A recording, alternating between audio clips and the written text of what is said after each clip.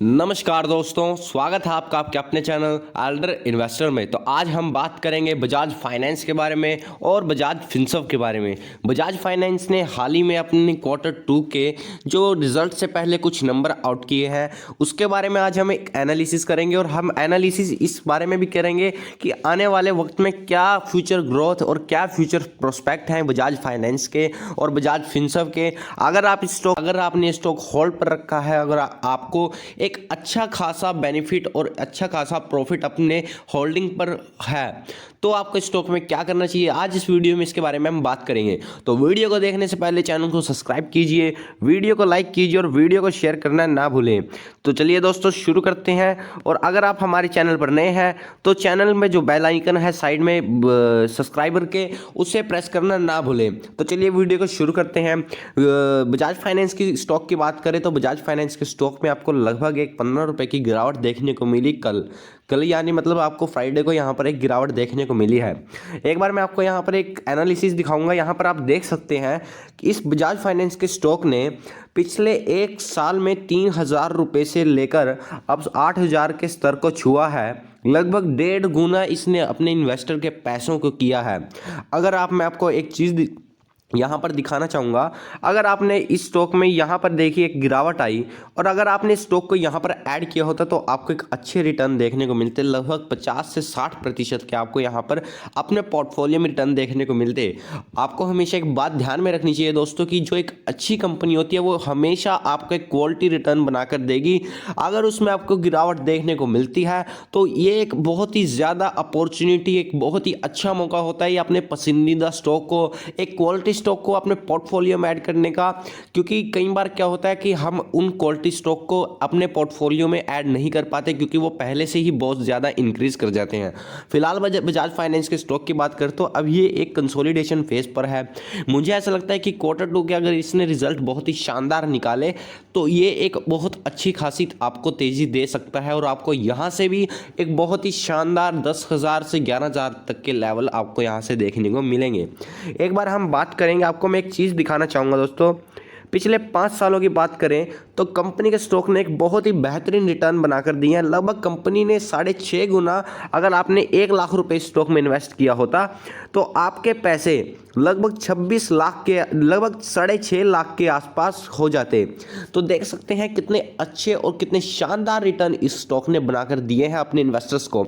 तो आपको यहाँ पर एक चीज़ देखनी चाहिए दोस्तों कि अगर आपने यहाँ पर भी इस स्टॉक के हाई में भी जब 2020 का क्रैश आया था, आप हमेशा ही बुरी बातें याद रखते हैं कि 2000 में जब मैंने इस स्टॉक को बाय किया था तब क्रैश आ गया था, कभी अब फिर से तो नहीं क्रैश आ जाएगा। पर आपको यहाँ पर एक चीज़ और देखनी चाहिए कि देख लीजिए यहाँ पर कंपनी के स्टॉक में क्रैश आया, पर अगर आपने 1 साल पहले या 1.5 साल पहले भी स्टॉक को ऐड किया होता तब आपको एक अच्छे रिटर्न अपने पोर्टफोलियो में देखने को मिलते। तो आपको हमेशा तब भी आपको 26 से 30% के आपको पोर्टफोलियो में रिटर्न देखने को मिलते हैं। आपको हमेशा एक बात ध्यान में रखनी चाहिए दोस्तों कि आपके क्वालिटी स्टॉक को हमेशा अपने पोर्टफोलियो में ऐड करना। आपको हमेशा एक बात ध्यान में रखनी चाहिए दोस्तों कि अगर आप एक क्वालिटी स्टॉक को ग्रैब करेंगे, उस अपॉर्चुनिटी को ग्रैब करेंगे जब आपको उस स्टॉक में गिरावट देखने को मिलती है, तब आपको आने वाले वक्त में एक अच्छे ग्रोथ है, अच्छे रिटर्न है अपने पोर्टफोलियो में देखने को मिलेंगे। और अगर आप घबराहट के कारण और अगर आप ये सोचेंगे कि नहीं शायद यहाँ से भी ये स्टॉक और गिर सकता है, अगर आप इस पॉइंट ऑफ व्यू से चलेंगे तब आपको हमेशा एक निराशा ही हाथ में लगेगी।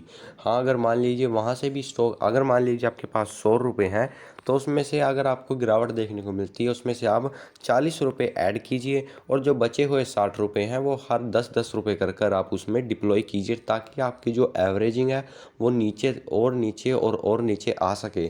और अगर वहाँ से स्टॉक ऊपर चला जाता है तो आपको ये नहीं होगा कि मैंने अब तक इसमें पैसा नहीं डाला था, आपको इसमें ये रहेगा कि मैंने फ़िलहाल इस स्टॉक में इन्वेस्ट कर रखा है और जो बचे हुए 60 रुपये हैं आपके, उसे आप धीरे धीरे डिप्लॉय कीजिए।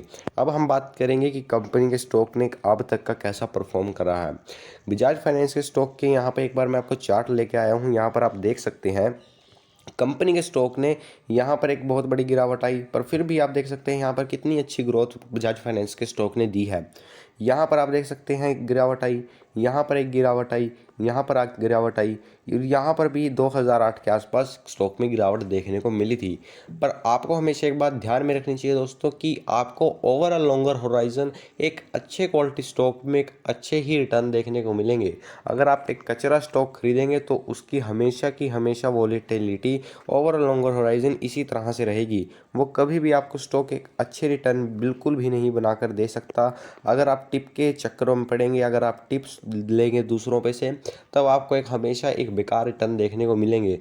तो हमेशा बजाज फाइनेंस और बजाज फिनसर्व जैसे स्टॉक में अगर आपको गिरावट देखने को मिलती है तो आपको हमेशा इन स्टॉक्स को ऐड करना चाहिए, क्योंकि आपके पोर्टफोलियो में अच्छे रिटर्न बनाने का कारण कोई नहीं होगा।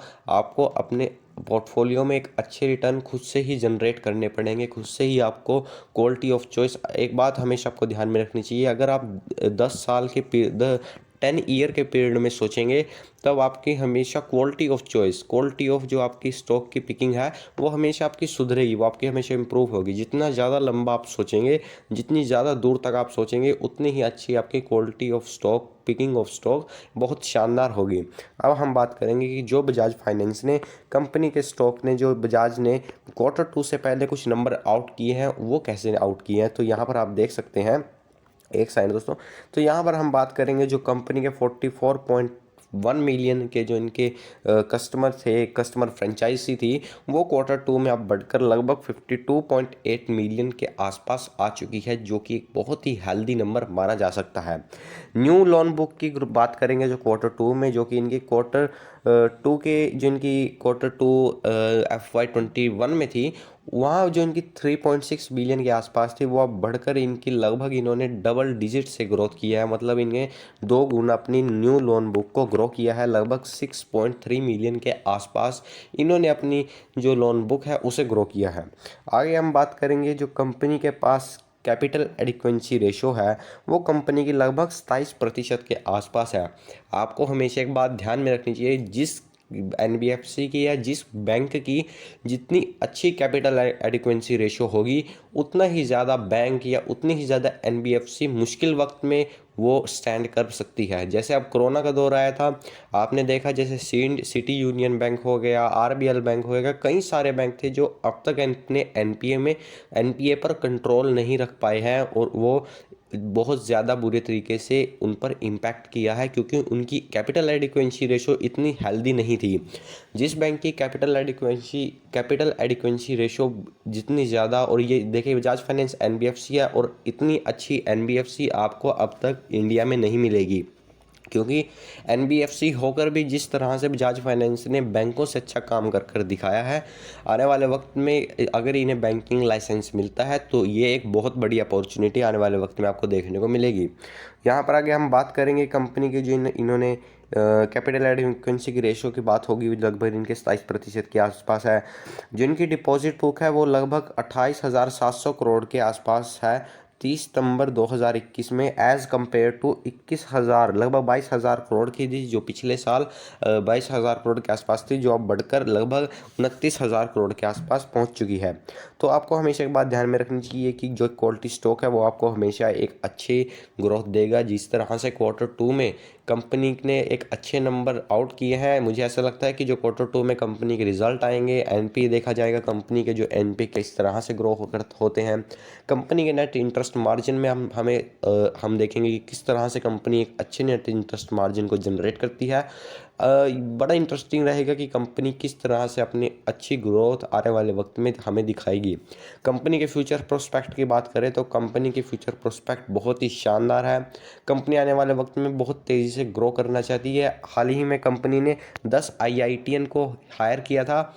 अब ये हायर इसलिए किया था क्योंकि आज का ईरा दोस्तों, यहाँ पर आज के वक्त की बात करें तो यहाँ पर आज का वक्त डिजिटल है। आज के टाइम में लोन आपको डिजिटल मिल जाएंगे, इसलिए जो पेटीएम कर रहा है, जो ट्रेडिशनल बैंक है, उन्हें रिप्लेस करने की कोशिश यहाँ पर काफ़ी सारे जो न्यू एज प्लेयर हैं, जो टेक्नोलॉजी ड्रिवन प्लेयर हैं, उनके द्वारा यहाँ पर उन्हें रिमूव आउट को करने की कोशिश कर रही है, जो कि हमने ब्रोकरेज इंडस्ट्री में भी देखा है। जिस तरह से जो ट्रेडिशनल ब्रोकरेजेस हैं, HDFC बैंक, ICICI सिक्योरिटीज़, इनको जीरोधा, ग्रो और अपस्टॉक जैसी कंपनियों ने बहुत ही शानदार तरीके से रिप्लेस कर दिया है। मतलब पूरा रिप्लेस नहीं कर पाए, पर हाँ उनके मार्केट पर जो इफ़ेक्ट इन डिस्काउंट ब्रोकरेज कंपनीज ने डाला है वो एक बहुत बड़ा वर्स इफेक्ट है, और आने वाले वक्त में बैंकिंग सेक्टर में भी आपको ये देखने को मिलेगा। तो बजाज फाइनेंस इसके ऊपर भी बहुत ही बेहतरीन तरीके से काम कर रहा है, और बजाज फाइनेंस एक अच्छी और एक बहुत ही बड़ी बेहतरीन कंपनी है। इसी तरह हम बजाज फिनसर्व की बात करें तो बजाज फिनसर्व के स्टॉक में भी आपको लगभग एक फ्लैट क्लोजिंग देखने को मिली। लगभग 80 रुपये प्रतिशत, 80 रुपये बढ़कर ये स्टॉक अपने बंद हुआ।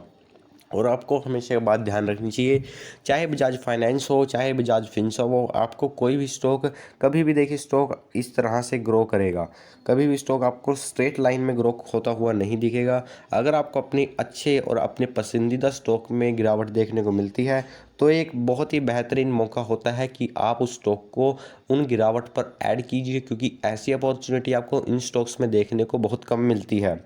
मुझे स्टॉक बहुत पसंद है। अगर आप मेरा पॉइंट ऑफ व्यू लेंगे तो मेरे पोर्टफोलियो में ये खुद से मैंने बहुत टाइम पहले से जब ये स्टॉक 1000 रुपये या 500 रुपये के आसपास से, मैं 500 रुपये के आसपास था, तब से मैं स्टॉक को ऐड कर रहा हूँ, और पिछले जो क्रैश आए थे उसमें भी मैंने स्टॉक को पूरा ऐड किया था। तो अगर आपको वीडियो पसंद आई हो तो वीडियो को लाइक कीजिएगा, शेयर कीजिएगा और चैनल को सब्सक्राइब करना ना भूलें। आखिर में मैं आपको यही कहना चाहूँगा कि कंपनी बहुत अच्छी है, कंपनी की फ्यूचर प्रोस्पेक्ट भी बहुत अच्छे हैं। आपको आने वाले वक्त में अच्छे रिटर्न आपके पोर्टफोलियो में देखने को मिल सकते हैं। तो इन दोनों स्टॉक्स को आप हर डिप पर ऐड कीजिए। हर डिप पर आपको इन स्टॉक्स में एक अपॉर्चुनिटी देखने को मिलेगी, क्योंकि ओवर अ लॉन्गर होराइजन आपको एक अच्छे रिटर्न इन स्टॉक्स में देखने को मिलेंगे। तो अगर आपको वीडियो पसंद आई हो तो वीडियो को लाइक कीजिए, शेयर कीजिए और चैनल को सब्सक्राइब करना ना भूलें।